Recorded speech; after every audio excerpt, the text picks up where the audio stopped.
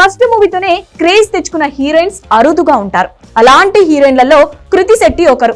తొలి సినిమా ఉప్పెనతో 100 కోట్ల క్లబ్ లో చేరి ఏకంగా అరడజన్ కు పైగా ఆఫర్లు దక్కించుకుంది. దాంతో టాలీవుడ్ కి మరో స్టార్ హీరోయిన్ దొరికేసింది అనుకున్నారంతా.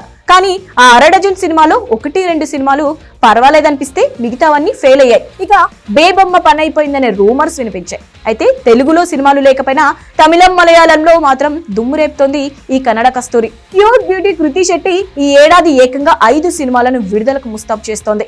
వాటిలో శర్వానంద్తో నటించిన మనమే ఒకటి జూన్ 7న ఈ సినిమా విడుదల కాబోతోంది. ఇక తమిళంలో కృతి శెట్టి నటించిన 3 చిత్రాలు ఈ ఏడాది విడుదల కాబోతున్నాయి. వీటిలో ముందుగా వచ్చేది జయం రవితో కలిసి నటించిన జేని.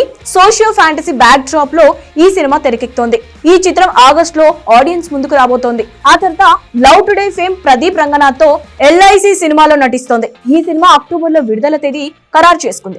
ఇక ఈ ఏడాది దివాళీ కానుకగా కార్తీక్, కృతి శెట్టి నటిస్తున్న వా వాతియార్ విడుదలకు ముస్తాబవుతోంది. మరోవైపు మలయాళంలో టోవినో థామస్ తో ARM అనే పాన్ ఇండియా మూవీలోనూ నటిస్తోంది కృతి. ఈ ఏడాది సెప్టెంబర్ లోనూ ఓనం స్పెషల్ గా ARM రిలీజ్ కు రెడీ అవుతోంది. మొత్తం మీద తెలుగులో పెద్దగా సినిమాలు లేకపోయినా తమిళంలో మాత్రం తగ్గేదలే అంటోంది బేబమ్మ.